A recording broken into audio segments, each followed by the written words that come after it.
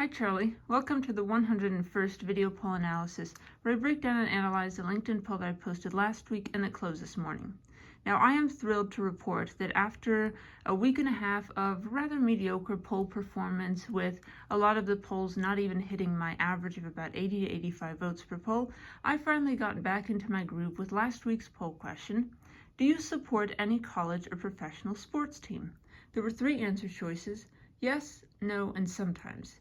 Now, I'd asked a lot of questions about sports and favorite sports, sport fandom, things like that in the past, and while some of those polls did do quite well, there were a few times when they didn't do as well, so I was a bit not necessarily enthusiastic about how this poll was going to perform.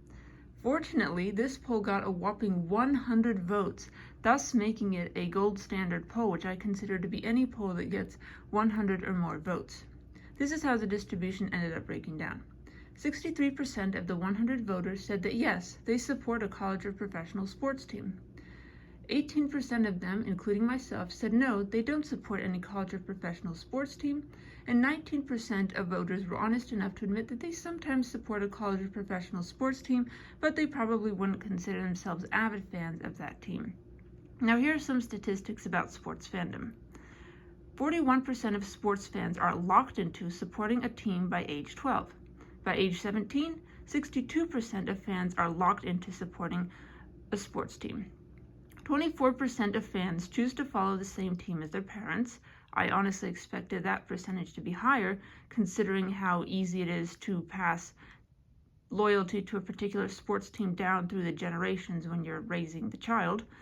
And 28% of fans pick their fandom based on where they grew up. For instance, if you grew up in the Indianapolis area, you're likely to choose to be a fan of the Colts, the NFL team that is based in Indianapolis. 56% of NBA fans are under the age of 44. The NBA had 791 sellout games and 97% capacity during the 2022 to 2023 season, which just goes to show that the NBA is absolutely superb at generating that kind of loyalty from their relatively young, at least compared to other sports fan bases. Now, before I go, I would like to show you this poll as it appears on LinkedIn, just to prove that I am not making this distribution up. This poll did indeed get 100 votes, and I will show you it right now.